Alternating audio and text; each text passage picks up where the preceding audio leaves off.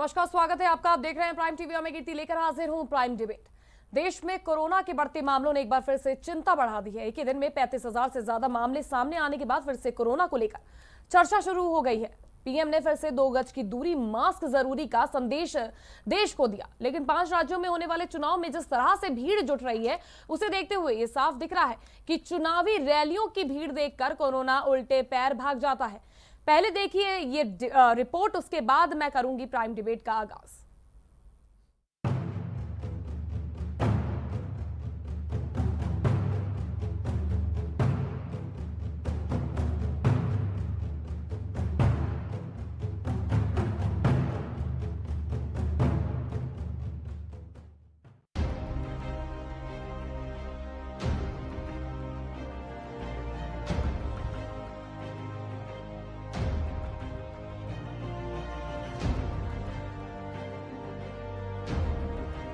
देश में एक बार फिर कोरोना वायरस ने रफ्तार पकड़ ली है। दिन पर दिन आंकड़े डरा रहे हैं। तमाम पाबंदियों के बावजूद लोगों की लापरवाही थमने का नाम नहीं ले रही। इसकी बानगी आज के आंकड़ों से साफ देखी जा सकती है। इस साल आज पहली बार कोरोना संक्रमण के रिकॉर्ड 35,000 से अधिक मामले दर्ज किए गए हैं, जो इस साल में एक दिन में मिले नए कोरोना संक्रमित मरीजों की सर्वाधिक संख्या है। वहीं पिछले 24 घंटे में 172 लोगों की इस जानलेवा वायरस से मौत हो गई। स्वास्थ्य मंत्रालय की ओर से जारी ताजा आंकड़ों के मुताबिक पिछले 24 घंटों में कोरोना संक्रमण के नए मरीजों की संख्या बढ़कर 35,871 पहुंच गई है। इसी के साथ देश में कोरोना मरीजों की संख्या 1,14,74,605 हो गई है। इससे एक दिन पहले कोरोना के 28,903 नए मामले दर्ज किए गए थे। पिछले 24 घंटे में इस जानलेवा संक्रमण से 172 लोगों की जान चली गई। इसी के साथ मरने वालों की संख्या 1,59,216 पहुंच गई।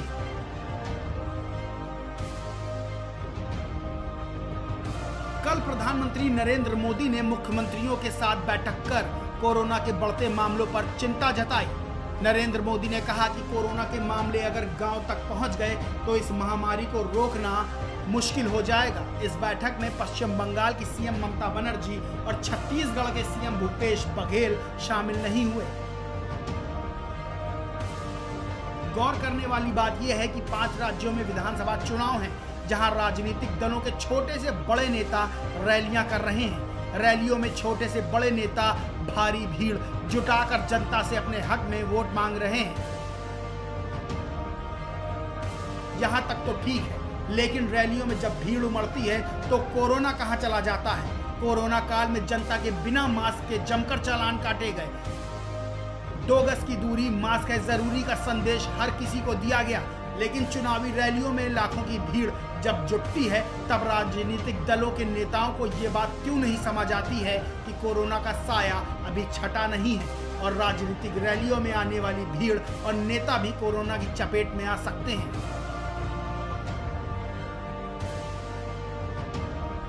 खैर, जो भी हो, कोरोना का डर जरूरी है, क्योंकि कोरोना के मामले जिस तरह से बढ़ रहे हैं उससे ये साफ तौर पर लग रहा है कि कोरोना की दूसरी लहर पूरे जोरों पर आ रही है। दूसरी तरफ कोरोना वैक्सीनेशन का काम भी तेजी से चल रहा है, लेकिन अभी आम आदमी तक कोरोना वैक्सीन की पहुंच की गति बहुत धीमी है। ध्यान देने वाली बात यह है कि कोरोना जाति, धर्म, गरीब या अमीर देखकर नहीं होता है, लेकिन जिस तरह से राजनीतिक दल चुनाव जीतने के लिए रैलियों के सहारे लोगों की जान को जोखिम में डाल रहे हैं, अगर रैली में एक भी कोरोना का मरीज शामिल हो जाए तो बड़ी तादाद में कोरोना संक्रमितों की संख्या सामने आएगी। फिर इसका जिम्मेदार कौन होगा? हम और आप तो बिल्कुल नहीं होंगे, बल्कि वो राजनेता जो सिर्फ चुनाव जीतने के लिए लोगों की जान से खिलवाड़ कर रहे हैं। Desk report, prime TV.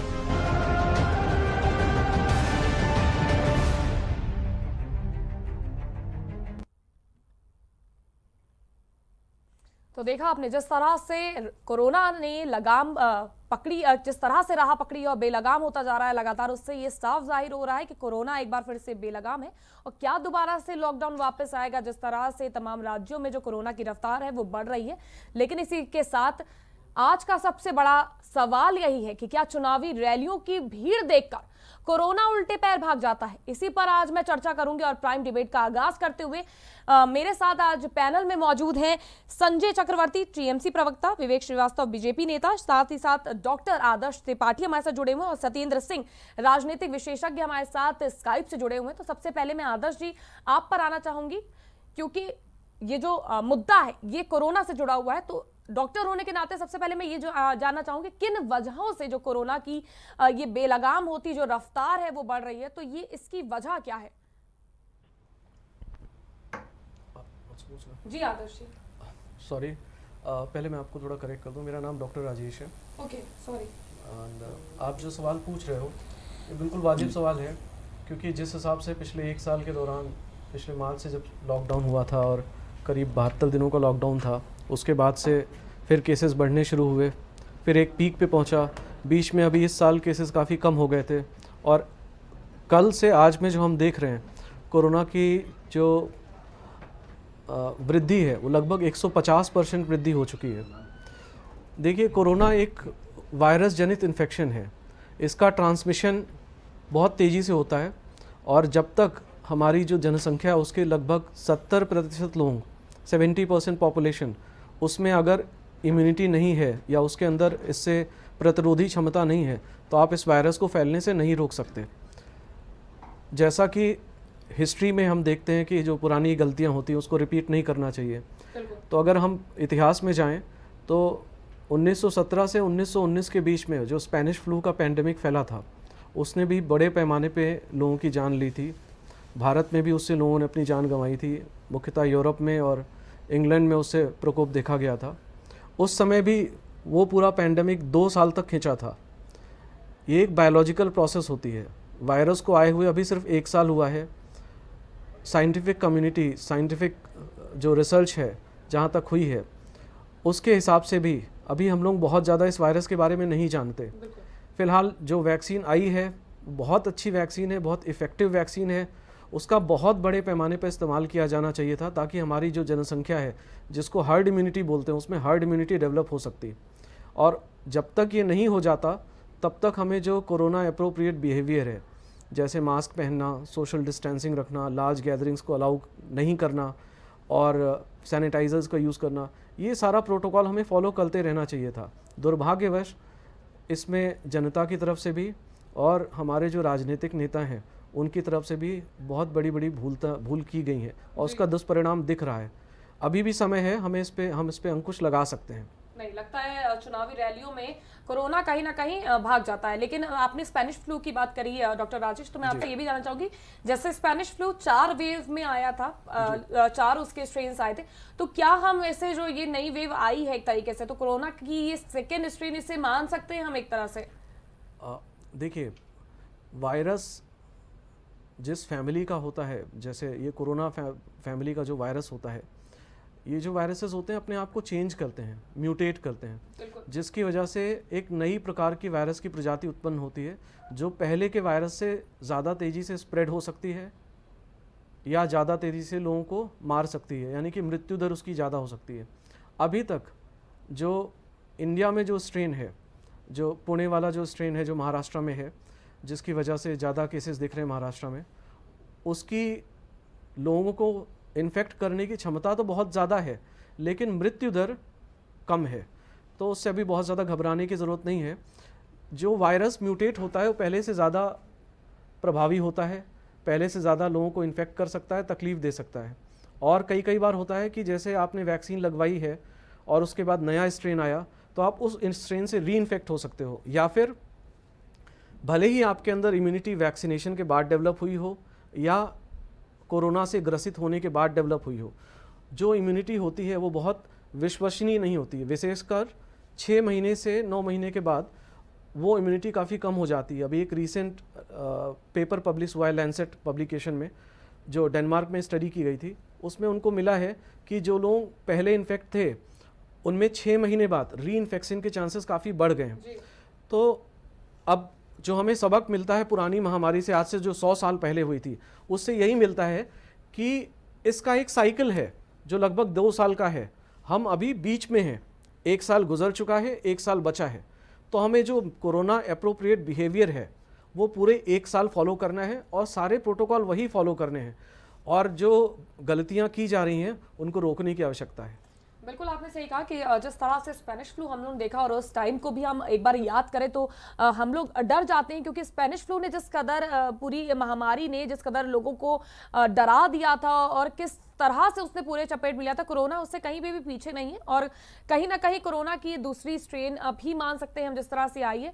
तो संजय जी, मैं आप पर आना चाहूंगी, क्या लगता है आपको, रैलियों से कोरोना भाग जाता है या सिर्फ जनता की ही जिम्मेदारी है कोरोना पर लगाम लगाने की? सबसे पहले चीज़ ये है कि ये सरकार की जिम्मेदारी है। जनता की जिम्मेदारी तो बिल्कुल है, मैं मानता हूँ जनता की जिम्मेदारी है। तो पहली चीज़ तो ये है कि रैली है या आप देख रहे हो कहीं पे आंदोलन चल रहा है, कहीं कुछ चल रहा है, ये किस वजह से है? जब कोरोना काल में क्या ज़रूरत थी उस समय कृषि कानून को लागू कर देने की, क्योंकि जानते थे बवाल होने वाला था। जब बवाल हो रहा है, जब कृषि कानून स्टार्ट हुआ, जब बवाल शुरू हुआ, जैसे आंदोलन शुरू हुआ, उस आंदोलन को ख़त्म करने के लिए उसको जो है स्थगित कर देते, वापस ले लेते, लेकिन उन्होंने वापस नहीं लिया। 120 दिन से लगातार कंटिन्यू किसान आंदोलन कर रहे हैं, एक जगह पे इकट्ठा होकर। अब तो वो फैल गए हैं पूरी तरीके से, पूरे लखनऊ में फैल गए हैं, पूरे देश में वो फैल चुके हैं। ठीक है, तो ये इस तरीके से पहला चीज़ यहाँ आंदोलन शुरू हुआ। उसके बाद जब आप देख रहे हो ये चुनाव शुरू हो गया, और जब चुनाव होता है तो ऑब्वियस जब जो जिसकी सरकार केंद्र में सरकार है, अगर वो कोई गाइडलाइन अगर करती है, कल जैसे प्रधानमंत्री जी ने चिंता व्यक्त की और आज रैली कर ली, कल चिंता व्यक्त किया, आज रैली कर लिया, तो फिर उस चिंता व्यक्त करने का क्या फायदा हुआ? कोई मतलब तो नहीं होता। ये चिंता सिर्फ केंद्र सरकार की है, प्रदेश नहीं, सरकार बिल्कुल होगी। एक देखिए, टॉप टू बॉटम, अगर आप ऊपर से कोई निर्देश आता है तो नीचे वाले सब फॉलो करते हैं। तो आपको क्या लगता है, जिस तरह से 5 राज्यों में चुनाव है तो रैलियों को बैन कर देना चाहिए? बैन कर देते, बैन कर देते तो शायद हो सकता है धारा 144 लगा दीजिए, बैन कर दीजिए। आपको लगता है अगर धारा 144 का ममता दीदी मान लेती? अब प्रधानमंत्री मान जाए तो ममता दीदी को मानना पड़ेगा। नहीं तो मतलब अगर वो करेंगे तभी करेंगे आप। ऊपर टॉप से, मैंने टॉप टू बॉटम, ऊपर से जब आदेश कोई आता है तो सबको मानना पड़ता है। अगर चुनाव आयोग में जब मुख्यमंत्रियों की बैठक हुई थी तमाम मुख्यमंत्रियों के राज्यों की, तो वहां पर ममता दीदी कहाँ गायब थी? वो वहां पे तो फिर आप छत्तीसगढ़ के मुख्यमंत्री नहीं थे, योगी आदित्यनाथ जी भी नहीं थे। योगी आदित्यनाथ जी मौजूद थे उसमें? नहीं थे जी बिल्कुल, आप देखिएगा नहीं थे। नहीं, मैंने देखा है उसमें मौजूद थे। वो स्वास्थ्य मंत्री आए हुए थे, योगी जी नहीं थे। ठीक है ना, तो ऐसा नहीं है। अब जब 24 घंटे के अंदर कोई स्वास्थ्य मंत्रियों की बैठक थी तो स्वास्थ्य मंत्री मौजूद नहीं, मुख्यमंत्री की बैठक थी। नहीं, मुख्यमंत्री की स्वास्थ्य मंत्री थी नया वहाँ पे। हाँ, मैं ये बोल रही हूँ आपको। तो वो थे वहाँ पे। पश्चिम बंगाल से कौन था? पश्चिम बंगाल से कोई नहीं था, क्योंकि सारे लोग चुनाव पे। एकलौती हमारी ममता जी हमारी स्टार प्रचारक है, 24 घंटे के अंदर सूचना मिलती है, क्योंकि उनकी रैली कहीं ना कहीं लगी हुई थी। लेकर सिर्फ वो कोरोना के लिए ये बोल सकती है कि हमें फ्री वैक्सीन उपलब्ध कराइए। नहीं, फ्री वैक्सीन के लिए बात नहीं, उनका वैक्सीनेशन कम पड़ रहा है। आप विदेशों में बांट रहे हैं, आप विदेशों में बांटा जा रहा है, फ्री वैक्सीन दी जाए पश्चिम बंगाल के तमाम जनता को। जब ये इलेक्शन में, आप बिहार के इलेक्शन में जब ये बात कही गई थी कि पूरे देश के लोगों को फ्री वैक्सीनेशन दिया जाएगा, फिर वो बात से मुकर क्यों गए? आप या तो वादा ना करो, वादा करो तो उसको पूरा करो। संजय जी, ये इसका क्या मतलब होता है कि आप जो है 50 साल के ऊपर वालों को करोगे कि लोगों को ये राजनीतिक रूप नहीं देना। आप केंद्र सरकार की ये वादा था कि आप जो है सबको वैक्सीनेशन फ्री देंगे, ये केंद्र सरकार का वादा था। सरकार कर लेती, इस पे पश्चिम ममता दीदी को ये चीज क्यों भेजने की जरूरत पड़ गई? उन्हें चिट्ठी लिखने की क्यों जरूरत पड़ गई कि नहीं आप फ्री वैक्सीन कराइए? वहां पे कम पड़ रहा है, साफ तौर पर कहना है वहां पर तो बीजेपी नेताओं का कि जो वैक्सीन दी अभी तक वही नहीं लग पाई है। बीजेपी नेता तो कहेंगे, उनका तो काम ही ये है। अभी वो कहेंगे हम किसानों को पैसा नहीं दे रहे। किसानों को पैसा क्यों नहीं दे रहे भैया? आप तो आधार से लिंक होता है, आज आप किसी को बेवकूफ़ नहीं बना सकते। आधार से लिंक होता है तो इसीलिए डायरेक्ट एक बटन से सीधे सीधे अकाउंट में किसान में पहुंच सकता है। ये कौन सी बात है? मैंने ममता जी से हमने मांगा था, लिस्ट दिया नहीं, आधार से लिंक है, केंद्र सरकार के पास मतलब सारे आप डेटाज वैक्सीन हैं। के लिए पत्र लिख सकते हैं, लेकिन जब सबके लिए कोरोना डेटाज के हैं। लिए बैठक होती है, जब कोरोना बढ़ रहा है जिस तरह से, उस पर जब इतना बड़ी बैठक की जाती है, राज्य तमाम सरकार की मुख्यमंत्री अपनी वहां पर मौजूद रहते हैं, उस तो वहां बैठक पर का पश्चिम बंगाल उस- की मुख्यमंत्री क्यों गायब होती उस है? बैठक का फायदा क्या हुआ? आज तो प्रधानमंत्री खुद ही आज रैली कर रहे हैं। अभी आपने कहा कोई कि अगर फायदा नहीं हुआ ना। प्रधानमंत्री कोई संदेश दे रहे हैं तो वो उस बिल्कुल माना संदेश का जाएगा। फायदा क्या हुआ? तो वो उनकी हम तरफ से भी करें, तो वो ये हम थी ना, करें मीटिंग कुछ, थी। बोले कुछ, तो फायदा क्या हुआ?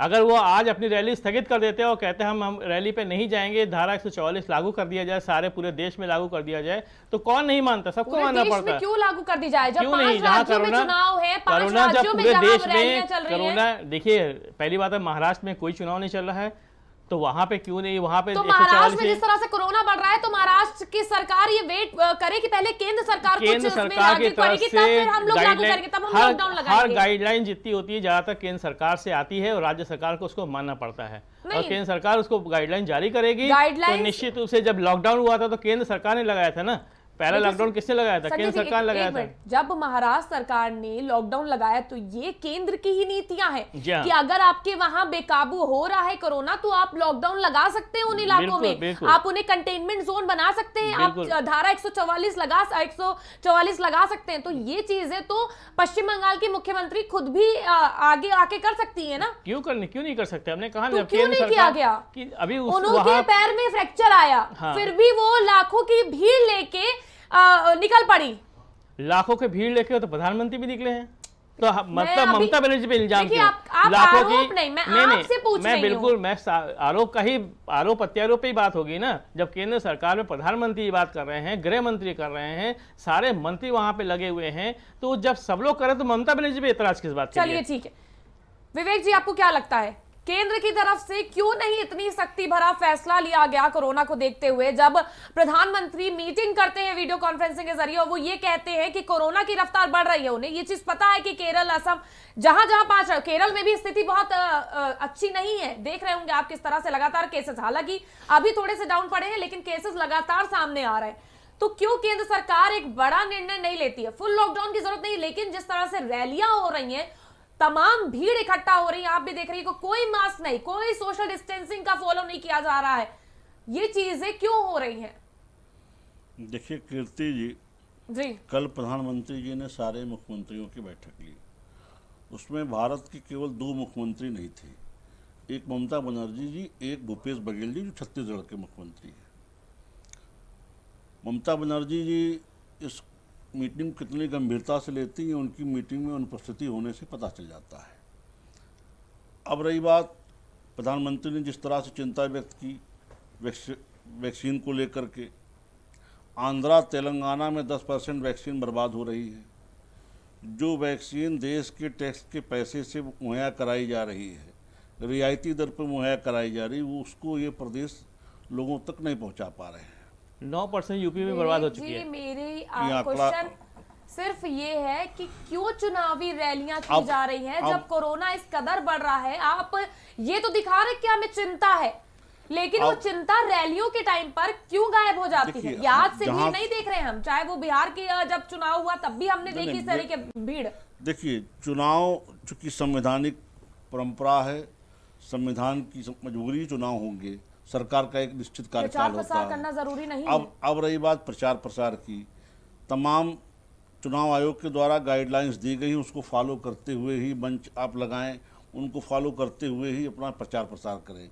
लेकिन भीड़ के दौरान ऐसा देखा जा रहा है कि इसका उतनी कड़ाई से पालन नहीं हो पा रहा। बिल्कुल। बिहार में भी देखा गया था और ये पश्चिम बंगाल में भी देखा जा रहा है। लेकिन जहाँ तक हमारी राजनीतिक पार्टी के, हमारे दलों की सभाएँ हैं, हमारे सारे जो मंच बन रहे हैं चुनाव आयोग के दिशा निर्देशों के अनुसार ही बन रहे हैं और एक सुरक्षित दूरी पर ही हम। किस तरह की लोगों दूरी? से- हमें विवेक जी कहीं दूरी वो दिखाई नहीं पड़ी। अगर हमें दिखाई पड़ी होती तो हम ये सवालों के घेरे में आपको बैठाते ही नहीं। अगर वो दूरी, वो सोशल डिस्टेंसिंग फॉलो किया जा रहा होता, लोगों को इतना जागरूक किया जा रहा होता कि आप मास्क के बिना उस वहां पर आ ही नहीं सकते जहां जनसभाएं हो रही हैं। देखिए, पब्लिक जो आती है उस मीटिंगों में, उनके लिए तो ऑलरेडी गाइडलाइंस जारी है, उनको बिना मास्क के नहीं आना चाहिए। जो वीआईपी एंट्री होती है, जो पॉलिटिकल वर्कर्स की एंट्री होती है, उन पे ये प्रिकॉशन रहता है कि बिना मास्क के, बिना सैनिटाइजर के नहीं आ सकते वो लोग। तो वहाँ तक प्रिकॉशन लिया जा रहा है। और जहाँ तक चुनाव आयोग की गाइडलाइंस है उसका फॉलो कराने की पूरी कोशिश कर रही है। वहाँ पे मशीनरी चूंकि ममता बनर्जी जी के पास है, लोकल स्ट्रक्चर इन्हीं के पास है, जो भी दिशा निर्देश आएंगे चुनाव आयोग के उसको आपने पालन। तो मतलब डायरेक्टली पश्चिम Kind बंगाल के information, मुख्यमंत्री पर आप ये ये आरोप चुनाव लगा आयोग दिया में- कि प्रदेश सरकार उनकी है तो वो लगाए। नहीं गाइडलाइंस जो भी गाइडलाइन होती है वो चुनाव चुनाव आयोग आयोग की के होते गाइडलाइंस हैं। है कीर्ति जी, जब उसको आचार फॉलो संहिता कराने लागू की होती है तो वो जिम्मेदारी चुनाव लोकल संहिता प्रशासन रहती है। की होती है। चुनाव आयोग के अध्यक्ष तो वहाँ जाएंगे नहीं फॉलो कराने, न गृह मंत्री जाएंगे ना प्रधानमंत्री जाएंगे। लोकल स्ट्रक्चर लेकिन आपके आप पास तो है। प्रधानमंत्री हैं, आप तो केंद्र में आपकी सत्ता है, आप तो सत्ताधीन हैं, आप तो ये चीजें कर सकते हैं कि कम से कम अपनी रैली का आप इस चीज का ख्याल रखें कि हमारी रैली में सोशल डिस्टेंसिंग फॉलो की जा रही, क्योंकि हम कहीं ना कहीं देश को संबोधित करते हैं तो हम ये इन तमाम बातों को लेकर उनको बताते हैं। आप क्या हमारी- सिर्फ जनता की रिस्पॉन्सिबिलिटी है? आप हमारी रैलियों में देख लीजिए, अलग अलग मंच लग रहे हैं।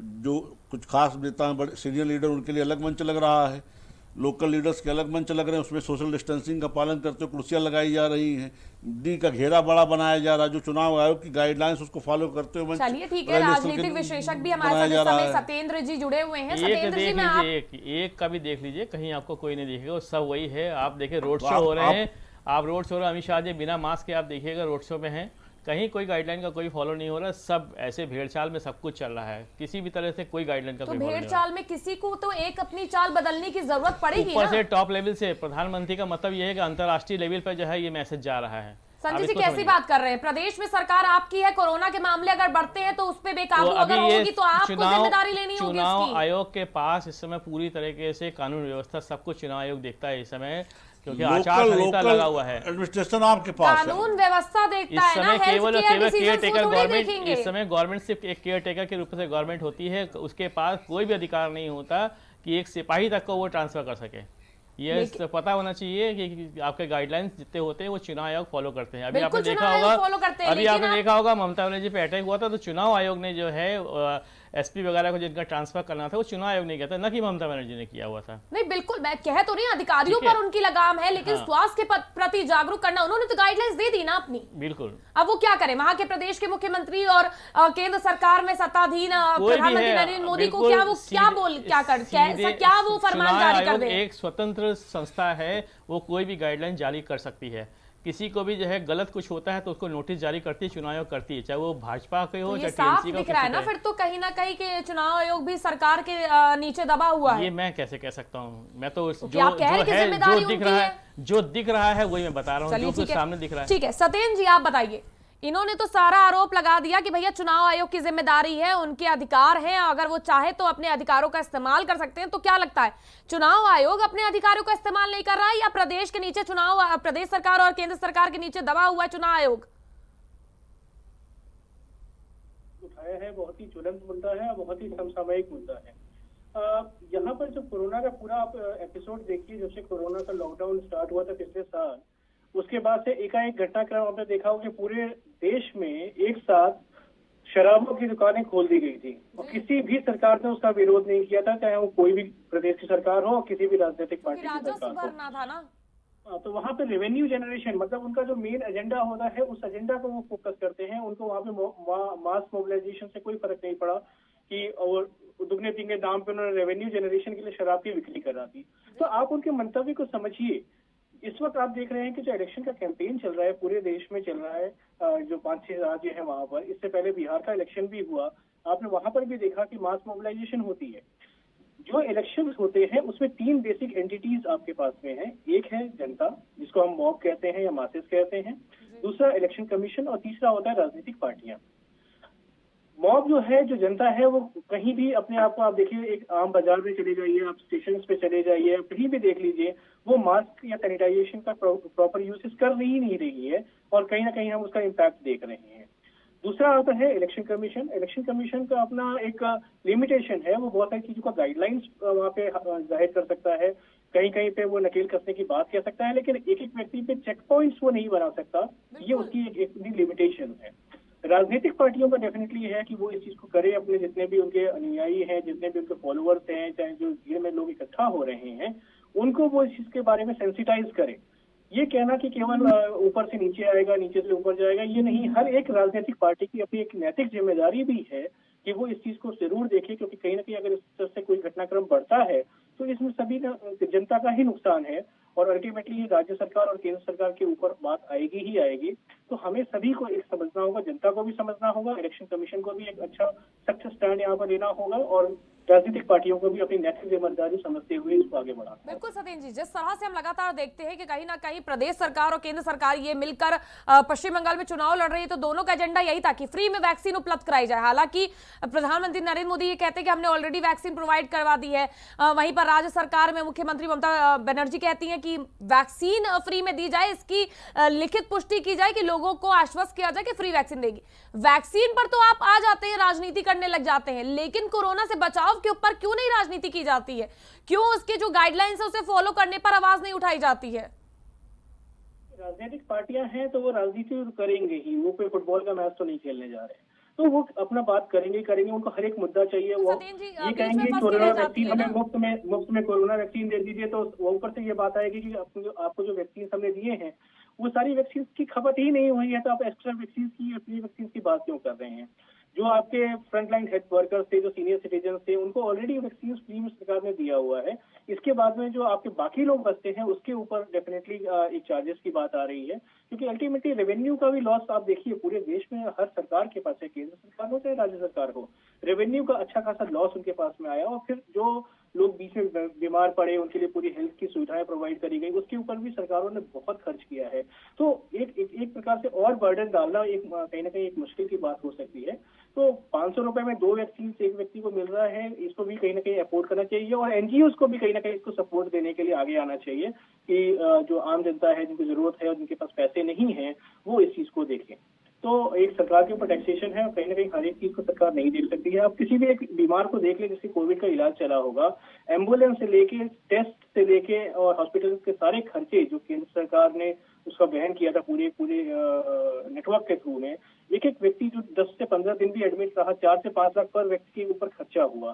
तो आप पूरे उसके देख लीजिए कि कितने लोगों का इलाज हुआ, कितने करोड़ रुपए का इसमें ऑलरेडी सरकार ने इन्वेस्टमेंट किया। तो कहीं ना लिमिटेड है, एक हाथ तंग कहीं ना कहीं होगा ही होगा, तो इसको भी समझने की आवश्यकता है। इसमें राजनीति करना नहीं चाहिए, लेकिन अब राजनीतिक पार्टियां हैं, राजनीति करने के चलते जनता कहीं ना कहीं पिस जाती है। ये भी हम लोग ने हर बार देखा है और इस बार भी हम वही देख रहे हैं, क्योंकि जनता के ऊपर ही सबसे बड़ा जो संकट टूटता है वो जनता के ऊपर टूटता है, क्योंकि लॉकडाउन लग जाता है तो जनता की जो तमाम लोग हैं उनकी नौकरियां जाती हैं, ऑफिसेस बंद हो गए हैं, कई बिजनेसेस बंद हो गए हैं। विवेक जी, मैं आपसे जानना चाहूंगी, पंचायत चुनाव को लेकर तो कोरोना बीच में आ जाता है, ये आपकी पार्टी एक वो बोल देती है, एक बहाना बना देती है कि पंचायत चुनाव इसलिए समय से नहीं हो पाए क्योंकि कोरोना चल रहा था। लेकिन विधानसभा और लोकसभा चुनाव आते ही इतनी सक्रियता, तब कोरोना कहीं नहीं होता है, धड़ाधड़ रैलियां की जाती हैं, उसमें हजारों लोग, लाखों लोगों की भीड़ जुटाई जाती है, तब कोरोना किसी को नहीं दिखाई पड़ता है। क्यों ऐसा? देखिए कीर्ति जी, चुनाव कराना चुनाव आयोग की जिम्मेदारी है। इसमें भारत सरकार का या स्थानीय सरकारों का कोई हस्तक्षेप नहीं होता। प्रदेश सरकार के चुनाव ना होने से उन राज्यों में संवैधानिक संकट उत्पन्न हो जाएगा और तमाम जो उनकी वित्तीय गतिविधियां वो सब ठप पड़ जाएंगी। इस कारण से चुनाव आयोग को एक तय समय के अंदर उनका चुनाव कराना मजबूरी होती है। ये चीज निर्वाचन आयोग पर क्यों नहीं लागू होती है? उन्हें नहीं था कि उन्हें पंचायत चुनाव समय से करवाना था जब दिसंबर से पद खाली है? देखिए, पंचायत चुनाव से ऐसी, क्योंकि गांव वासियों की मूलभूत विकास के लिए उन लोग के प्रति जो है जागरूकता फैलानी चाहिए, उनके विकास की बात होनी चाहिए, तो वो जरूरी नहीं है। नहीं, पंचायत चुनाव भी सरकार कराने की उसमें जिम्मेदारी में है, लेकिन उसमें जो आरक्षण को लेकर के विषय फंसा था, उसको लेकर के जो हाई कोर्ट में अपील हुई है, उसकी वजह से पंचायत चुनाव सबसे बड़ी चूक थी कि उन्होंने 1995 को कहीं ना कहीं उसके नाते पंचायत चुनाव विलंबित होने की स्थिति है। सरकार तो उसको भी कराने की स्थिति में थी, कराने की पूरी तैयारी थी। अब रही बात जो विधानसभा के चुनाव है, ये ना समय पे होने से संवैधानिक संकट उत्पन्न हो जाता है और तमाम उन राज्यों की जो आर्थिक गतिविधियां ठप पड़ जाएंगी। इस कारण से संवैधानिक समस्या ना उत्पन्न हो किसी भी प्रदेश के चुनाव जी, हम ये सब बातें, चुनाव होना बहुत जरूरी है, जनता के लिए भी, सरकारों के लिए भी, हर चीज के लिए जरूरी है, लेकिन क्या जनता के लिए वो रैलियां जरूरी है? मेरा सिर्फ प्रश्न ये है, जिस तरह से भीड़ उमड़ रही है, रैलियां बिना जनता के भी हो सकती है। अगर आपको अपनी बात ही पहुंचानी उन तक, तो आप टेलीविजन के माध्यम से, सोशल मीडिया के माध्यम से उन तक पहुंचा सकते हैं। देखिए, ये सारे जो भाषण आप जनता के बीच जाके दे रहे हैं, वो आप वीडियो कॉन्फ्रेंसिंग के जरिए, सोशल मीडिया प्लेटफॉर्म यूज करते हुए भी दे सकते हैं, अपनी बातों को रख सकते हैं आप। देखिए, ये सारी चीज़ें सपोर्टिव माध्यम हैं, लेकिन कहीं ना कहीं जाकर के फाइनली जो चुनाव होता है वो रैलियों पर निर्भर हो जाता है। रैलियों से ही चुनाव की दशा दिशा तय होती है। हिंदुस्तान में ही नहीं, अन्य देशों में देख लीजिए, अभी हाल ही में अमेरिका में चुनाव निपटे हैं, वहाँ कोरोना सबसे नंबर 1 पे वहाँ पे स्ट्राइक रेट रही, फिर भी वहाँ पे ना किसी रैली पे रोक लगी, ना वहाँ के चुनाव बाधित किए गए। तो कहने का मतलब ये है कि संवैधानिक संकट ना उत्पन्न, इसलिए चुनाव तो समय पे कराना है। विवेक जी, अगर हम अमेरिका की बात कर रहे हैं तो वहां पर हेल्थ केयर में वहां की जीडीपी का 10 से 12% हेल्थ के लिए जाता है। आपकी बात से भारत में जीडीपी खाली 2 से 2.5% यूज होती है। लेकिन वहाँ पे कोरोना की स्ट्राइक रेट भी दुनिया में सबसे ज्यादा रही। बिल्कुल रही है। कोरोना में की जो स्ट्राइक रेट है, अमेरिका उस लिस्ट में सबसे ऊपर है। तो ऐसे में भारत तो उससे नीचे ही है। ठीक है आदर्श, माफ कीजिएगा राजेश जी, आपको क्या लगता है कि जिस तरह से जो ये बहाने बना लिए जाते हैं कि चुनाव जरूरी है, तो उसमें भीड़ इकट्ठा करना क्या जरूरी? अगर हम अमेरिका का एग्जांपल लेते हैं तो अमेरिका अपनी जीडीपी का 10 से 12% हेल्थ केयर पर खर्चा करता है भारत के मुकाबले। तो कहीं ना कहीं हमें उससे ये चीज भी सीख लेनी चाहिए कि वहां का हेल्थ केयर सिस्टम कितना अच्छा, उसके बावजूद वो किस सिचुएशन को फेस कर रहे हैं, और इससे कुछ ना कुछ हमें सीख भी लेनी चाहिए। कीर्ति जी, आपके सवालों में 2 प्रकार के तरह से मैं आंसर दूंगा। पहला, साइंटिफिक तरीके से। कीर्ति जी, अमेरिका दुनिया का सबसे अच्छा हेल्थ केयर प्रोवाइडिंग सिस्टम था वहाँ का। उसके बाद भी जो मौतों की संख्या है, पूरे विश्व में सबसे ज़्यादा मौतें अमेरिका में हुई हैं। इनफैक्ट ये कहा जाता है कि वियतनाम वॉर, इराक वॉर, जितने भी अमेरिका के युद्ध हुए हैं, सारे युद्धों को मिला लीजिए, उसमें भी उतनी जानें नहीं गई थी जितनी जानें कोरोना ने अकेले ली हैं जी।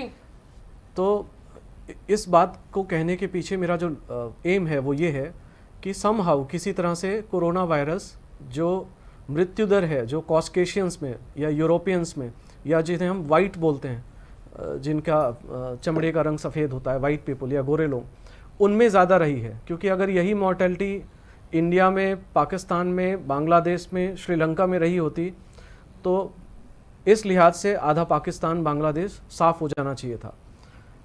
अब मैं दूसरी बात करता हूँ जो पॉलिटिकल।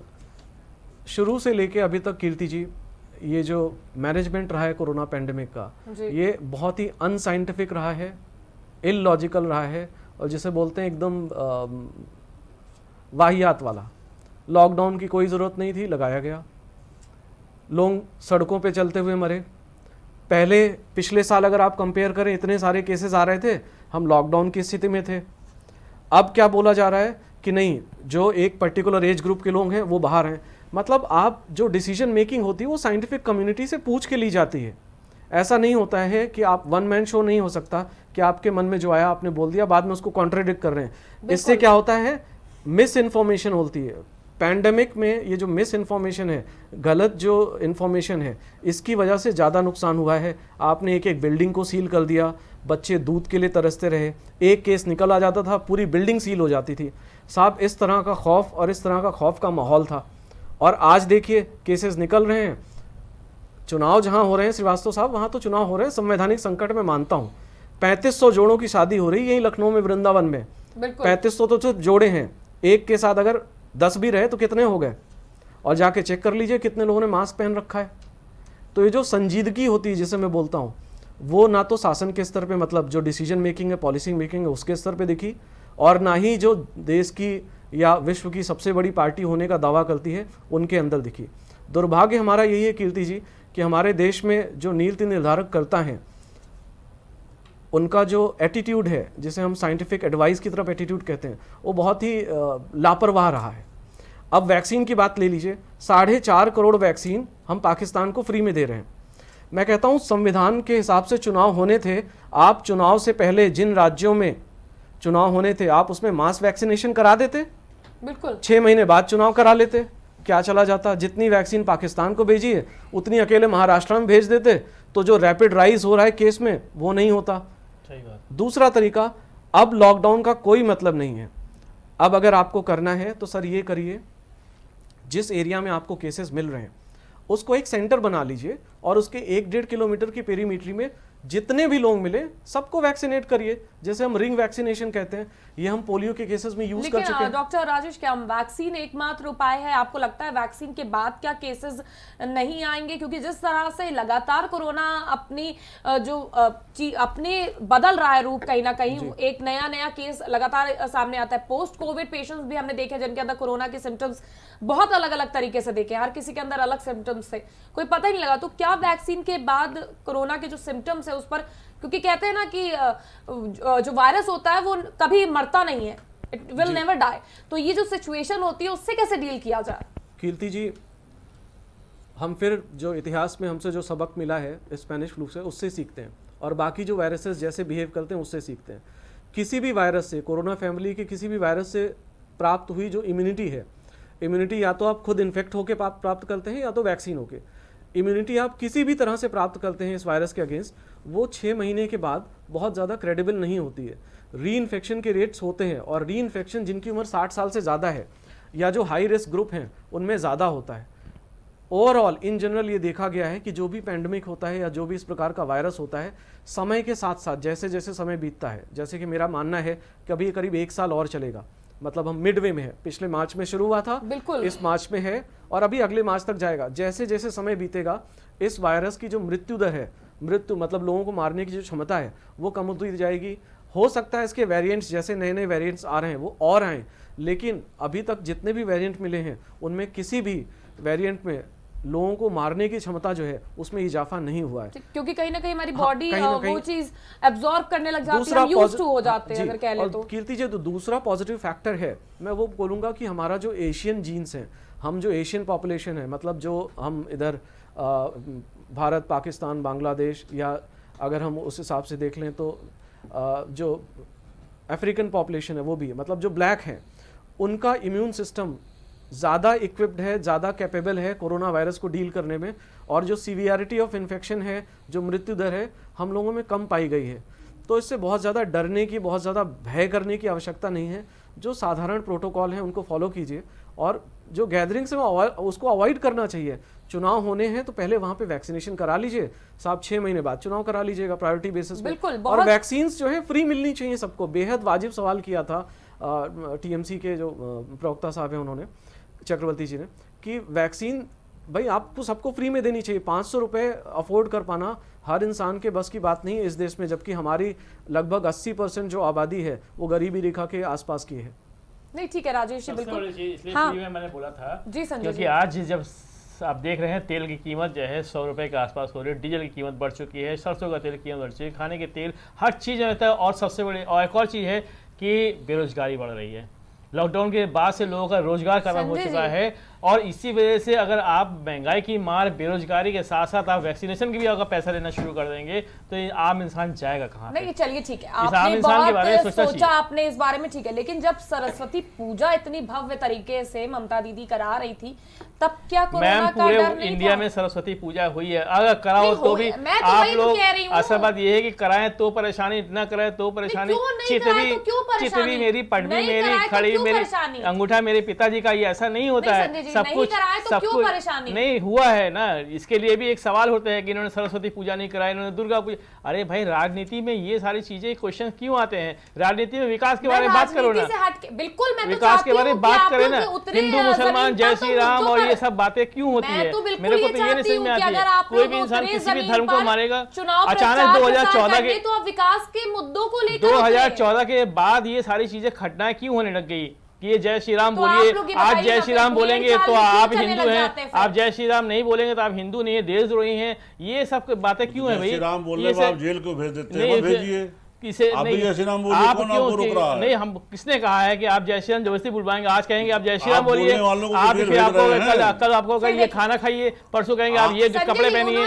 तो इस तरीके से आप धीरे धीरे आप मेरी हमारी निजी जिंदगी जय श्री राम बोल देंगे तो भगवान का नाम तो आप ऐसे ले क्यों ले? हम मंदिर में लेंगे ना, हम जाकर के हम रैली में क्यों ले? हम घर पे क्यों ना ले? हम मंदिर में लेंगे, हमारा मन करेगा हम सुबह लेंगे, शाम को लेंगे। हम जय श्री राम क्यों बोले? हम राम राम बोलेंगे, सीताराम बोलेंगे, राधे राधे बोलेंगे, हमसे जय श्री राम क्यों बुलवाएंगे आप? जबरदस्ती बुलवाएंगे क्या? जो बोल रहे हैं उनको तो बोलने दीजिए, कल को उनको आप जेल में भेजिए। कल को आप आपको लोग राजनीति पर मोड़ रहे हैं। मैंने आपसे सीधे ये बोला, आपने बोला बहुत अच्छी बात कि विकास के मुद्दों पर क्यों नहीं उतरते। बिल्कुल। तो यही चीज तो मैं आपसे पूछ रही हूँ। बिल्कुल विकास के विकास के मुद्दे पे बात मुद्दे हो लेकर रही क्यों नहीं उतर रही है ममता बिल्कुल, बनर्जी? हमारे तो विकास से बात चली है, कंटिन्यू बात चली है। कल किस- घोषणा पत्र अब जारी हुआ, आजकल आप तो उनकी देखिए लगातार मंदिरों में वो आप बिल्कुल किसी भ्रमण हो को रहा है मंदिर का। किसी मंदिर में किसी मस्जिद में जाने से आप किसी को नहीं रोक बिल्कुल सकते। नहीं ये रोक रहे हमारी हैं। स्वतंत्रता हम अधिकार सिर्फ है ये पूछ और रहे उसके हैं। बारे में किसी को सवाल उठाने का कोई हक नहीं बनता। बिल्कुल ठीक है ना, तो ये क्योंकि सवाल चाहे वो आप लोग मंदिर को- में जाए, चाहे मस्जिद में जाए, चाहे किसी भी चीज से, आप किसी के पीछे दौड़ दौड़ के मेरा उसके बाद सवाल चिल्लाना कोरोना को शुरू लेकर है संजय जी। मेरा बिल्कुल। सिर्फ प्रश्न ये है कि जब लॉकडाउन लगा था तो मंदिर भी बंद हुए थे। बिल्कुल, सब मंदिर बंद में होता है। जाने मंदिर, की मस्जिद, अनुमति भी गिरजाघर नहीं थी सब लोगों बंद को। है। पूजा अपने घरों में करनी थी। बिल्कुल, सब या बंद कोई है। भी बड़ा त्योहार आता है, ईद आई या कुछ भी आया तो उस पर भी लोगों ने घर पे मंदिरों पर मनाया। और इकट्ठा होने के लिए बैन कर दिया गया था। बिल्कुल, हम सब तो लोगों ने ये घर पे मनाया। सरस्वती पूजा के दौरान क्यों नहीं किया गया? क्यों सरस्वती इतनी भव्य पूजा के रैली की समय गई? सरस्वती पूजा के समय लॉकडाउन नहीं था, सब कुछ खोल दिया गया था। प्रदेश दुर्गा में पूजा भी सरकार हुई है है आपकी। इस प्रदेश में भी दुर्गा पूजा हुई है, लखनऊ में भी दुर्गा पूजा हुई है और सब जगह पे हुई है। तो जब यहाँ पे भी हो सकती है तो वहां पे क्यों नहीं हो सकता?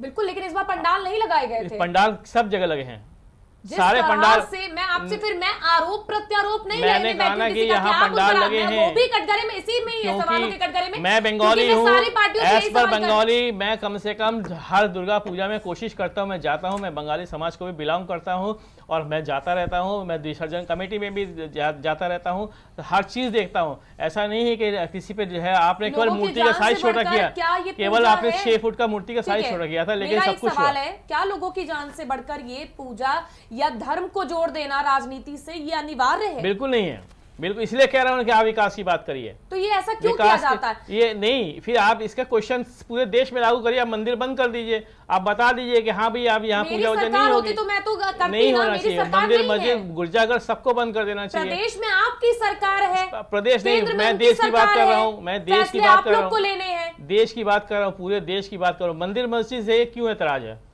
मेरा अभी नहीं, जैसे डॉक्टर साहब ने मैंने बोला ये 35 पूछा कि जो इतनी 35 लोगों का, भव्य- अभी जब देखिए डॉक्टर साहब ने बोला 35 लोग जोड़े का जो है शादी होने वाली है, 35 जोड़े का मतलब 7,000 लोग हस्बैंड वाइफ हो गया, और उसके अलावा 10-10 लोग अगर जोड़ लेंगे तो लगभग 70,000 लोग बिल्कुल, वो हो रहा सवाल है। भी मैं तो विवेक ये जी से सारी चीजें पूछूंगी बंद करनी चाहिए कि 3500 जोड़ों की शादी करवाना क्या इस पैंडेमिक के टाइम पर जरूरी है? वो भी सवाल उनके बिल्कुल, पर भी बिल्कुल, आएगा। बिल्कुल, लेकिन बिल्कुल। सवाल पहले मेरा आपसे था कि प्रदेश की सरकार होते हुए आप क्यों नहीं कठोर निर्णय, जब आप रैली के लिए बीजेपी को मना कर सकते हैं कि इस जगह पर रैली नहीं होगी, तो तमाम रैलियों पर रोक लगा देते, खुद की रैलियों पर भी लगा देते, उनकी रैलियों पर भी लगा देते। जब देखिए, ये जब आचार संहिता लागू हो जाती है तो उसके बाद इन सब पे हम लोग का हक नहीं होता है। ये चुनाव आयोग का डिसीजन है, एक बार चुनाव आयोग से बात करिए, वो उनका डिसीजन है। वो जहाँ पर रैली होती है उनको बताना पड़ता है, उनके कैमरामैन से लेकर के सारा फोर्सेस उनका पूरा रहता है, चलिए, ठीक है। कहाँ पर चुनाव होगा, कहाँ नहीं होगा, किस जगह रैली होगी, सब वो बताएंगे। 3500 जोड़ों की शादी हो रही है। अभी राजेश जी ने बताया कि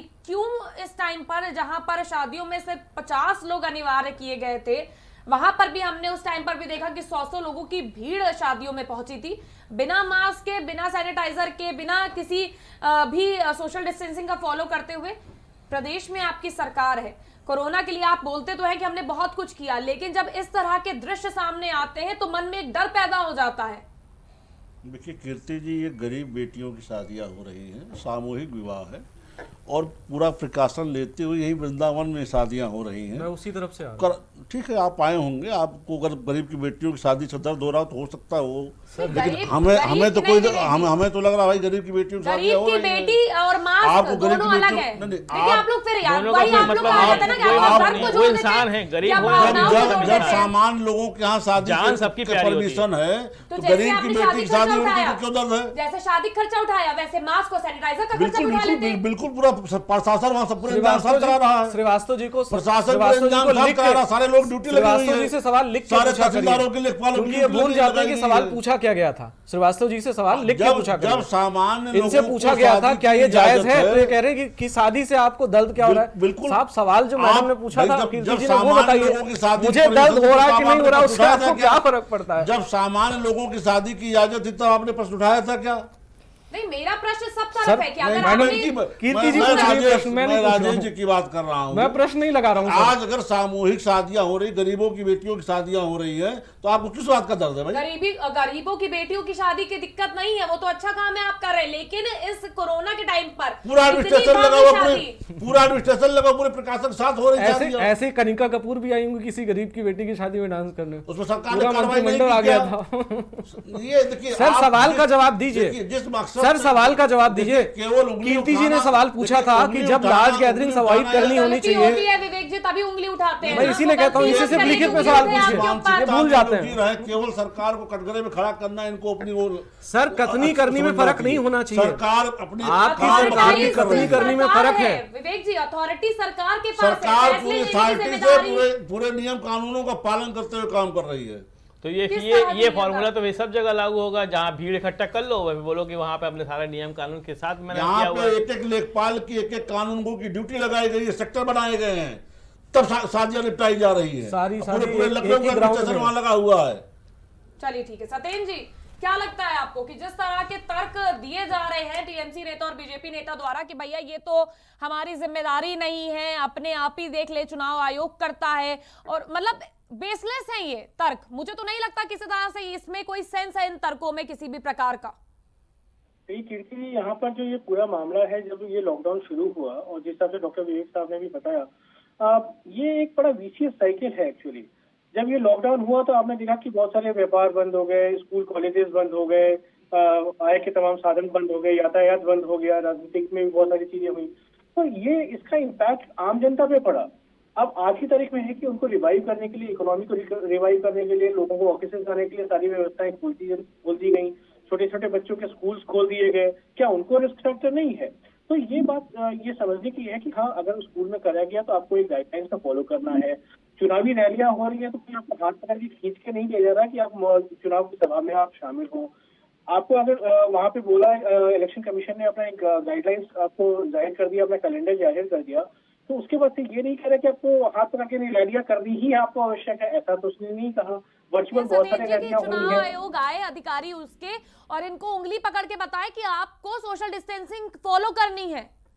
देखिए वो खुद हम समझना सबको पड़ेगा। बोल चुनाव रहे आयोग या हर हैं, जगह- मैं हर सिर्फ जगह आपके ऐसी ऊपर कुछ नहीं संजय जी होती। पॉइंट आउट नहीं कर रही हूँ, सबके ऊपर लागू मैं करेंगे। तमाम करेंगे। राजनीतिक दलों के ऊपर ये पॉइंट आउट कर रही हूँ, चाहे वो यूपी में रैलियां हो रही हो, चाहे वो बंगाल में, चाहे केरल में, चाहे असम में। मैं तमाम राजनीतिक दलों पर कह रही हूँ, जिस तरह से किसानों को आड़ बनाकर ये बोला जाता है कि इस कोरोना टाइम में किसान आंदोलन कर रहे हैं, बिल वापस क्यों नहीं ले लेते, तो आप लोग किसान पंचायत करके क्या कर रहे हैं? किसान पंचायत कोई भीड़ नहीं इकट्ठा कर रहे हैं आप कोई लोग। नहीं कर रहा, किसान पंचायत वो खुद कर रहे हैं, किसान की अपनी खुद की समस्या है, किसान वो खुद आंदोलन ही- कर रहे हैं, किसान किसान आंदोलन पंचायतें कर रहे हैं। राजनीतिक दल कर रही हैं। नहीं कोई आप इसको प्रूफ करिए कि पंचायत कैसी जो नहीं बातें कर कर रहे हैं? कोई नहीं प्रियंका कर रहा है। गांधी, अखिलेश यादव, ये सब क्या जाते कर हैं रहे तो अब वो जाते होंगे, वो जाते होंगे, हमारे यहाँ से कोई नहीं गया। उनके जो आप प्रियंका गांधी जा रही हैं, वो जा रहे हैं, वो सपोर्ट कर रहे हैं, क्या कर रहे हैं, ये उनकी समस्या है। देखिए दिक्कत लेकिन यहीं हम पे लोग यही यहाँ आ से जाती है ना ये सफेदी, किसान, देखिए दिक्कत यहाँ पे सबकी क्योंकि यही आ जाती वो है तो मंच कि सबके वो ये लिए- चीज कर रहे हैं, हम क्या करें? मंच आप पर अपना किसानों ने तो कर्तव्य वहां पे निभाइए ना। सारे कार्यकर्ता लोग सब वहां पहुंचते हैं, सब लोगों ने सपोर्ट किया है वहां पे किसानों का। क्यों? किसान हमारे अन्नदाता हैं, उनको ये सपोर्ट करना ये है, देखिए, उनको सपोर्ट ये एक के बाद ये दूसरे हर पर डाल देना मॉडल- संजय जी, बहुत गलत बात है। आप अपना कर्तव्य बताइए ना, आप कहां पर स्टैंड कर रहे हैं, आपकी जिम्मेदारियां क्या हैं, आप हमारे किस यहाँ तरह से पे उस पे आगे आके करने हमारे वाले यहाँ काम? पे किसानों को ना हम लोगों ने आमंत्रित किया है, ना हम लोगों ने कोई मंच दिया है। किसान अपने हिसाब से मतलब आए अगर हुए मैंने पूरे किसान प्रदेश में आंदोलन हमारे की नहीं बात करी है, किसान महापंचायत की, तो आप किसानों पर ही जाएंगे, नहीं। जो बाकी रैलियां हो रही हैं आप उस पर नहीं जाएंगे। नहीं, हमारी रैलियां तो सब केवल पैदल हमारी मार्च रैलियां नहीं ममता हो दीदी रही है। बोल दिया, मैं तो व्हीलचेयर पर भी जाऊंगी, लेकिन पैदल आज मार्च केवल निकालूंगी टीएमसी मैं। पे सवाल क्यों है? 5 राज्यों में चुनाव हो रहा है फिर और मैं 5 वही- राज्यों में भाजपा क्या खुद मैंने लड़ रही विवेक जी से नहीं पूछा? है। हम लोग केवल एक राज्य में लड़ रहे हैं, लेकिन भाजपा 5 राज्यों में लड़ रही है। सबसे बड़ी जिम्मेदारी भाजपा की है। तो आप सबसे पहले प्रधानमंत्री से लेकर के और यहाँ विवेक जी बैठे हुए, सवाल उनसे ये पूछिए कि आखिर सबसे बड़ी पार्टी जो 12 करोड़ 13 करोड़ कार्यकर्ता होने का दावा कर रही है, उनकी खुद की क्या जिम्मेदारी है? प्रधानमंत्री की क्या जिम्मेदारी है? कल उन्होंने भाषण दे दिया, आज उन्होंने रैली कर ली। राजेश जी आप कुछ कह रहे थे जी, क्या लगता है जिस तरह से ये दूसरे पर आरोप डाल दिया कि भैया आपकी जिम्मेदारी, आप देख लीजिए, केंद्र की सरकार है, आप देख लीजिए, हमारी तो कोई जिम्मेदारी नहीं है, जहां किसान पंचायतें हो रही है वहां हो रही होंगी, किसान आंदोलन जो हो रहा है उसे खत्म करवा दीजिए, तीनों कृषि कानून वापस ले लीजिए, जिम्मेदारी ये क्यों नहीं कोई लेता है कि कोरोना जैसी भयावह बीमारी से दोबारा लॉकडाउन लग सकता है, दोबारा लोगों की नौकरियां जा सकती हैं, दोबारा बिजनेसेस बंद हो सकते हैं, वो जो मार्च वाली स्थिति जो थी उसमें दोबारा लोग नहीं आना चाहते हैं।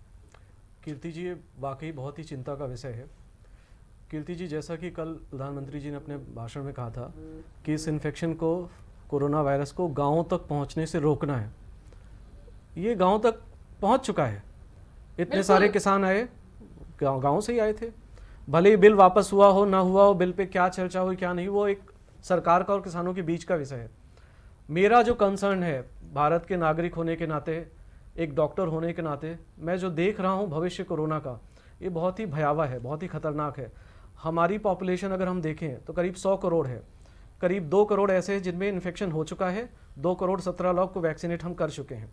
करीब 5 करोड़ लोग अगर हम टोटल मांग लें जिनके अंदर इम्यूनिटी है। हमारी अभी करीब 90 करोड़ से ऊपर की पॉपुलेशन ऐसी है जिसमें इम्यूनिटी नहीं है। कहने का मतलब हमें जिनको वैक्सीनेट करना है, क्योंकि जब तक आपकी जो टोटल पॉपुलेशन का 70% मतलब 70 करोड़ लोगों के आसपास या तो वैक्सीनेट हो जाएं या तो इन्फेक्शन होकर ठीक हो जाएं। दूसरा डर राजेश जी ये भी सता रहा है अब तो कि कोरोना वैक्सीन ना खराब हो जाए। जी बिल्कुल यही होगा। अगर हम कोल्ड चेन मेंटेन नहीं करेंगे और हम चुनाव पे ध्यान देंगे, डिलीवरी सिस्टम को फॉलो नहीं करेंगे तो ये होगा। दूसरी बड़ी बात, सरकारों की मनमानी कि हम केंद्र सरकार की वैक्सीन नहीं लगाएंगे, मतलब उन्हें वैज्ञानिकों पर भरोसा नहीं है, तो ये भी दावे होते हैं। दूसरी बात कीर्ति जी, जो साइंटिफिक एडवाइस होती है या जो डॉक्टरी सलाह होती है वो सभी को एक जैसी फॉलो करनी चाहिए। हमें उसको मतलब अवॉइड नहीं करना चाहिए, किसी तरह से उसका वायलेशन नहीं करना चाहिए। प्रोटोकॉल ये है कि अगर आपको वैक्सीन की 1 डोज लगी है तो जब तक दूसरी डोज लग नहीं जाती आप बिना मास्क के नहीं घूमेंगे, क्योंकि आप इस तरह से एक अलग ही स्ट्रेन, मतलब एक खतरनाक स्ट्रेन पैदा होने का खतरा दे रहे हो पूरे समाज को। उसके बाद भी आप रैलियों में देखिए, रोड शो में देखिए, चाहे वो बीजेपी के नेता हो जो रोड शो कर रहे हो, अमित शाह जी और बाकी लोग, या टीएमसी के लोग हैं, वो कोई मास्क पहने नहीं दिख रहा है। तो ये खिलवाड़ हो रहा है। ठीक है, मैं विवेक जी, आखिरी प्रश्न आप लोग सबसे मैं ये करना चाहती हूँ। विवेक जी, आपका क्या एजेंडा रहने वाला है कोरोना को लेकर? हमने जो भी चुनाव होने वाले हैं उनको तो एजेंडा हमें पता है आप लोग का क्या है, लेकिन कोरोना को लेकर क्या करने वाले हैं? कोरोना को लेकर किस तरह से अब कदम उठाने की जरूरत है? प्रधानमंत्री बोल के जाते हैं कि आप जो भी सोशल डिस्टेंसिंग फॉलो करिए, मास्क पहनिए, लेकिन सिर्फ जनता की जिम्मेदारी नहीं है, सरकार के ऊपर भी जिम्मेदारी बनती है और जनता उन्हीं के ऊपर निर्भर है। तो क्या जिम्मेदारी उठाने वाले हैं? देखिए कीर्ति जी, प्रधानमंत्री जी ने जो चिंता व्यक्त की है और जिस तरह से महाराष्ट्र में कुछ जगहों पर लॉकडाउन लगाया जा रहा, कुछ बिल्डिंगें सील की जा रही हैं, वो स्थिति खैर अभी उत्तर प्रदेश में अन्य प्रांतों में नहीं है, लेकिन फिर भी स्टेट एडमिनिस्ट्रेशन को कोरोना के जो रूल्स रेगुलेशन उसको कड़ाई से फॉलो कराने चाहिए। मास्क सबके लिए ज़रूरी है, 2 गज की दूरी सबके लिए ज़रूरी है। जिस तरह से पहले प्रिकॉशन लिया जा रहा था, हाथ वगैरह धुलने का दिन भर में, उस सारे प्रिकॉशन को कंटिन्यू रखा जाए, तभी कोरोना से बचत हो पाएगी। और वैक्सीन जो आ रही है उसको ये माना जाए कि इसकी कोल्ड चेन टूटनी नहीं चाहिए, एक भी वैक्सीन बर्बाद नहीं होनी चाहिए, ज़रूरतमंदों तक पहुंचनी चाहिए। जिस तरह से पश्चिम बंगाल में टीएमसी के गुंडे वैक्सीन लूट रहे थे, ऐसी हरकतें नहीं होनी चाहिए। संजय जी, क्या जवाब है आपका? क्या आप वैक्सीन ये बोल के तो नहीं होगा कि भैया हमारे वहां वैक्सीन सारी लग चुकी है, और उनका आरोप यह लगता रहेगा कि अभी वैक्सीन बाकी है। वैक्सीन खराब ना हो, प्रमुखता से हमें वैक्सीन लगवानी है, तो चुनावों से थोड़ी ध्यान हटाकर हमें वैक्सीनेट करने पर लोगों को भी ध्यान हमारा केंद्रित होना चाहिए। तो प्रदेश सरकार क्या आपकी वो करने वाली है? देखिए, बिल्कुल करना चाहिए, और ये ज़रूरी है कि जान है तो जहान है, ये बिल्कुल सही बात है। और जान सबसे पहले अपने घर के बच्चों का पेट भरना चाहिए। वैक्सीनेशन अपना विश्व गुरु बनने के चक्कर में अपनी छवि ना सुधार करके, ये बांग्लादेश और पाकिस्तान को फ्री वैक्सीनेशन ना दे करके, कम से कम महाराष्ट्र को, केरल को और जहाँ पे पंजाब के जहाँ पे तेज़ी से फैल रहा है, प्रधानमंत्री को उनको पे ध्यान देना चाहिए कि पहले अपने देश को पहले सुधार लो, विश्व गुरु तो बाद में ही बन सकते हो। ये कोई बात नहीं होती कि आप पहले बाहर हमारा पेट काट करके आप बाहरों को जो वैक्सीन दे रहे हैं, ये कोई बड़ी बात नहीं है। आप पहले चुनाव, जैसे कि अभी डॉक्टर साहब ने बताया कि 6 महीने तक चुनाव को टाला जा सकता था, राष्ट्रपति शासन भी लागू किया जा सकता है, बहुत सारे उपाय हैं। ऐसा नहीं है कि केवल संवैधानिक संकट हो जाता है। काम चलाओ, सरकार केयर टेकर गवर्नमेंट भी चलती है। आप पहले जहां पे चुनाव होने वाले हैं वहां पे पहले वैक्सीनेशन एक करके करते, क्या जरूरत है उसको पाकिस्तान को 4.5 करोड़ वैक्सीनेशन देने की? 130 कार्यकर्ता हमारे मारे जा चुके हैं, आपको केयर टेकर गवर्नमेंट यहीं पे आप लोग आ जाते हैं, करवानी है क्या? यही बस यही तो कहेंगे आप लोग, जितनी हत्याएं आप राजनीति करो कम है क्या? बिल्कुल यही बात आप लोग बोलोगे कि हत्याएं इतनी हो गई, राजनीतिक हत्याएं कहाँ किस जगह पे नहीं होती है कि दूसरे देशों को वैक्सीन नहीं प्रोवाइड करवानी चाहिए, लेकिन कहीं ना कहीं हमारे संविधान में भी कहा गया कि दूसरों की मदद भी करनी जरूरी है। तो क्या ये चीजें देखिए हमारे स्टेट में जितनी खपत हो पा रही उतनी दी जा रही है, जितनी कोल्ड चेन के अनुसार जा पा रही है। आंध्रा और तेलंगाना में 10% वैक्सीन बर्बाद हो रही है। आपका क्या कहना है, किस तरह से सरकार को क्या कदम उठाने चाहिए कि दोबारा नेशन वाइज लॉकडाउन की स्थिति ना पैदा हो जाए? देखिए, अभी आप देखिए कि महाराष्ट्र में जिस हिसाब से बढ़ रहा है, वहां पर के लिए एक गाइडलाइंस की व्यवस्था कर दी गई है। कल ही अहमदाबाद में जो सार्वजनिक बस सेवाएं हैं उसके ऊपर रोक लगा दी है। तो इसका मतलब है कि प्रदेश सरकारों के पास बहुत कुछ है और एक डीएम को भी बहुत बड़ी अथॉरिटी होती है कि आपने डिस्ट्रिक्ट के अंदर में कोई भी चीज अगर कंट्रोल करते हो, डीएम कोई भी आदेश पारित करके उसको कंट्रोल कर सकता है। तो अधिकार तो बहुत सारे दिए गए हैं, बस ये कि कैसे उसको इम्प्लीमेंट करना है। दूसरी बात है कि एक सामाजिक सेवा जिसमें आप वैक्सीनेशन ड्राइव चलाते हैं, और दूसरी बात होती है अंतर्राष्ट्रीय कूटनीति, जिसको कि भी आपको कहीं ना कहीं केयर टेक करना पड़ता है, उसको भी आप साइडलाइन नहीं कर सकते हैं। ठीक है, अब डॉक्टर राजेश, आपका क्या कहना है? क्या आप हमारे प्राइम टीवी के माध्यम से क्या मैसेज देने वाले हैं? किस तरह से लोगों को जागरूक होने की अब जरूरत है? क्योंकि जो लोग सोच रहे हैं कि लॉकडाउन दोबारा नहीं आएगा, कोरोना चला गया है, तो उन्हें कहीं ना कहीं हमें रिकॉल कराने की जरूरत है और उन्हें जगाने की जरूरत है कि कोरोना अभी गया नहीं है, उसके नए नए बिहेवियर सामने आ रहे हैं, तो हमें सतर्क होने की जरूरत है। तो आप किस तरह से उन्हें ये संदेश देना चाहते हैं?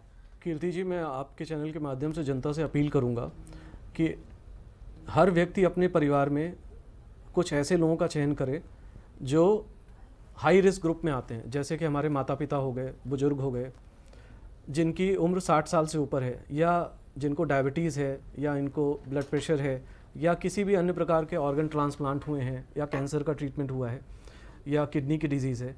इन लोगों का वैक्सीनेशन आप ज़रूर करवाइए। आसपास के वैक्सीनेशन सेंटर में जो लखनऊ के आसपास के हैं या आपके ज़िलों में जो होंगे, सरकारी अस्पतालों में मुफ्त हो रहा है, उसमें जाइए, वैक्सीनेशन करवाइए। सबसे पहले तो जो हाई रिस्क ग्रुप है आप उसको प्रोटेक्ट करिए। दूसरा, जो यंग लोग हैं जो बाहर जाते हैं, काम करते हैं, उनको बाहर जब वो जाएं काम पर, तो उनको इस बात का ध्यान रखना चाहिए कि भीड़ भाड़ वाली जगहों से बचें। काम करते वक्त आसपास के लोगों से एक मीटर की या 2 गज की दूरी बना के रखें, मास्क पहने रहें, सैनिटाइजर का प्रयोग करें। ठीक है, बहुत बहुत शुक्रिया आप सभी का प्राइम डिबेट में शामिल होने के लिए। तो हमारे साथ आज जुड़े थे संजय चक्रवर्ती, टीएमसी प्रवक्ता, साथ ही साथ विवेक श्रीवास्तव, बीजेपी नेता, डॉक्टर राजेश हमारे साथ जुड़े थे, और सत्येंद्र सिंह, राजनीतिक विशेषज्ञ जुड़े थे, जिन्होंने हमें बताया कि किस तरह से हमें प्रोटेक्शन लेने की जरूरत है। अगर हम ये सोच रहे हैं कि लॉकडाउन दोबारा नहीं आएगा, तो लॉकडाउन दोबारा से लग सकता है, दोबारा से वो मार्च वाली 2020 वाली स्थिति दोबारा से पैदा हो सकती है। तो हमें अभी सचेत होने की जरूरत है, साथ ही साथ सरकारों को भी सचेत होने की जरूरत है। और जिस तरह से रैलियां हो रही हैं, जिस तरह से भीड़ इकट्ठा हो रही है, सोशल डिस्टेंसिंग के जो भी प्रोटोकॉल्स है कोरोना के, उसे फॉलो नहीं किया जा रहा, तो उन्हें सबसे पहले आगे आके इन प्रोटोकॉल्स को फॉलो करने की जरूरत है। फिलहाल के लिए बस इतना ही। हम फिर हाजिर होंगे देश और दुनिया की तमाम खास खबरों के साथ।